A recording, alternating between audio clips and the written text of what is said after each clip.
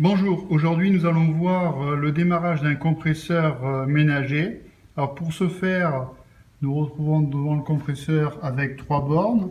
Alors il va falloir que je mesure la résistance ohmique entre chaque borne pour définir l'enroulement permanent, savoir où est-ce qu'il se trouve, sachant que l'enroulement permanent, c'est celui qui a la plus petite résistance ohmique.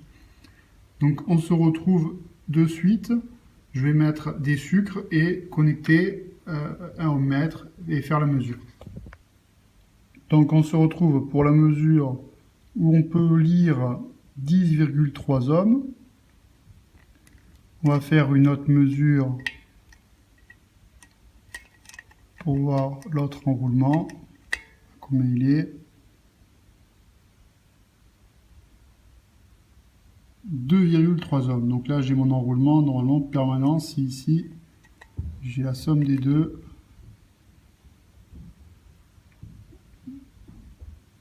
Ce qui est le cas. Donc mon enroulement permanent, il est ici. C'est celui qui a la plus petite résistance ohmique.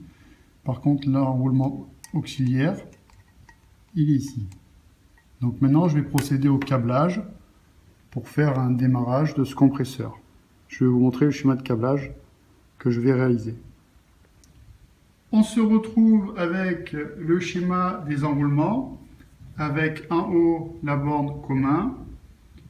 La borne ici, c'est la borne permanente pour l'enroulement permanent. C'est celui qui a la plus petite résistance ohmique.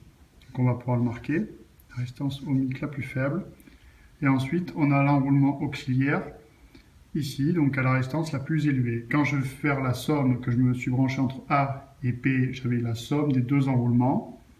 Donc R auxiliaire plus R permanent. J'ai donc somme totale.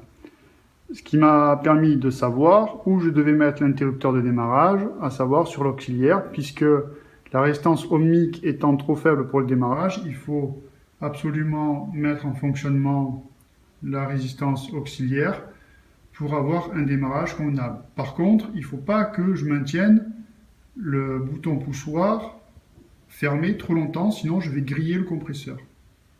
Voilà. Allez, on va câbler tout ça. Donc nous revoici avec le schéma de câblage réalisé. Je me suis servi d'un disjoncteur pour remplacer l'interrupteur. Donc, petite précision, vous pouvez voir ici le fil de terre n'est pas branché, donc il est interdit de faire un câblage de la sorte. C'est juste pour vous montrer rapidement comment cela fonctionne. Je vais mettre la prise en relation avec le 230. On peut voir tout simplement que le moteur il ne fonctionne pas. Il faut juste que je réalise une impulsion ici et vous allez voir que le moteur va se mettre à démarrer tout seul. Voilà. Et là, je relâche et il est parti. Alors attention, si je restais trop en position on, les enroulements est grillé. C'est sûr, c'est à coup sûr. Donc c'est vraiment une impulsion. Donc on verra par la suite les différents types de câblage, à savoir par relais d'intensité et condensateur, et ensuite les thermistances. Voilà, donc là, le compresseur, il tourne normalement comme il doit tourner de façon conventionnelle.